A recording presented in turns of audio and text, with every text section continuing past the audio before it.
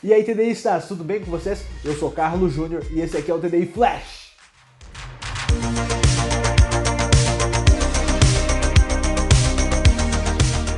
Hoje tem convidado especial? Tem? Rapaz, tá ficando da hora esse programa aqui, né? O negócio tá ficando, ó, chique, rapaz. Tem Marcos Eberle, tem Ana. Hoje quem que é? Professor?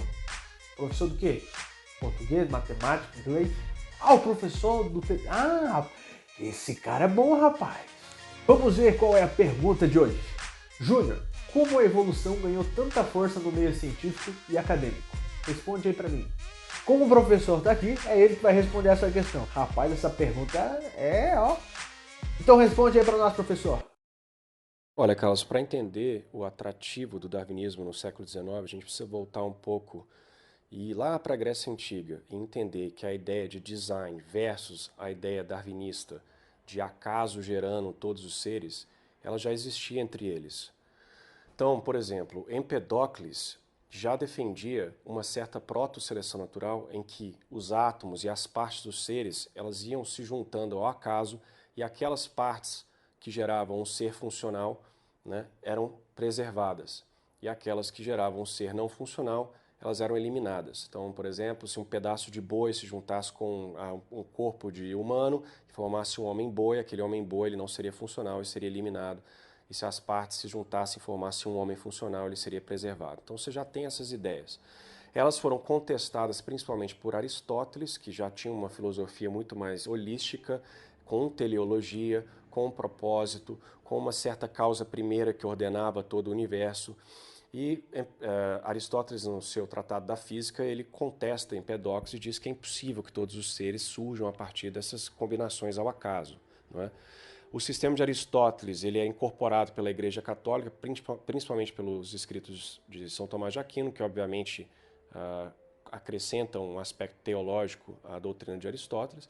Então, na Idade Média, essa é a visão corrente, que existe design, que os seres têm um propósito, mas com o advento da Revolução Protestante e depois a Revolução Francesa, a Igreja perde muito a sua força e se começa a discutir ideias racionalistas, humanistas e ateias, principalmente na França, a sede da Revolução Francesa, e lá também se espalha doutrinas lá de Empedocles e Epicuros por causa de alguns escritos que chegam na Idade Média ali pela Itália, principalmente os poemas de Lucrétios, que era um discípulo de Epicuros, não é?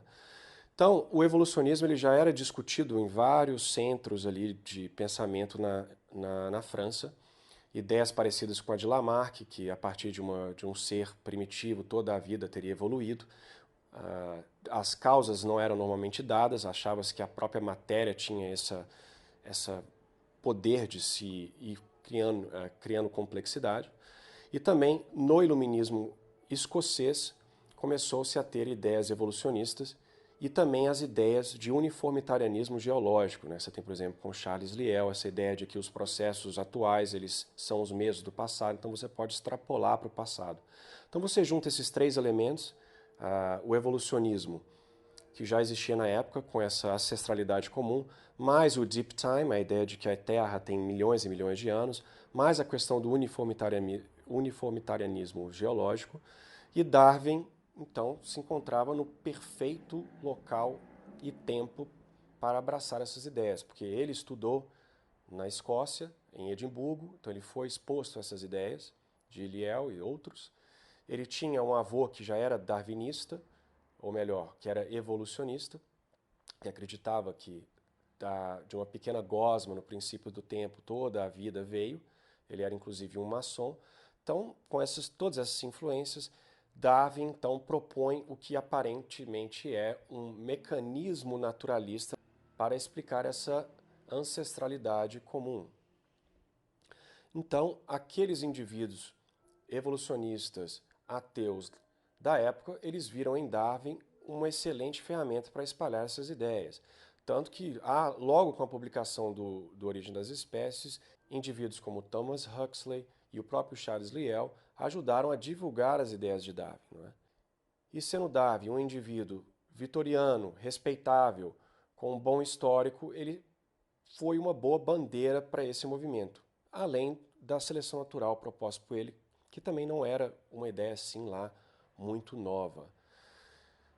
E você percebe o atrativo da posição de Darwin pelo fato de que o Wallace teve uma ideia extremamente similar à de Darwin, inclusive se comunicou com Darwin, gerou até um pouco de pânico em Darwin, uma vez que ele viu que o Wallace já havia escrito a teoria da seleção natural antes dele.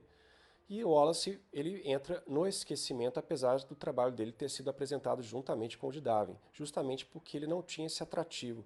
Ele era um sujeito simples, pobre, ele não escrevia tão bem. Então Darwin foi eleito como essa bandeira do movimento evolucionista. E você pode perceber que há esse atrativo ateu por Richard Dawkins, que é um evolucionista famoso hoje em dia, que nos diz que antes de Darwin não era possível ser um ateu satisfeito, mas com o advento da teoria darwinista, hoje é possível ser um ateu completamente satisfeito. E eu imagino que ele diga isso porque para os ateus faltava uma teoria do Gênesis. A Bíblia ateia faltava o Gênesis e com Darwin dá uma certa credibilidade às ideias antigas de Empedocles e dos revolucionários franceses, com esse mecanismo de seleção natural aparentemente científico. Lembrando sempre que Darwin não tinha evidências empíricas da sua teoria. E se vocês gostaram desse vídeo, não se esqueçam de deixar o seu like e se inscrever no canal, tá bom? Até a próxima jornada!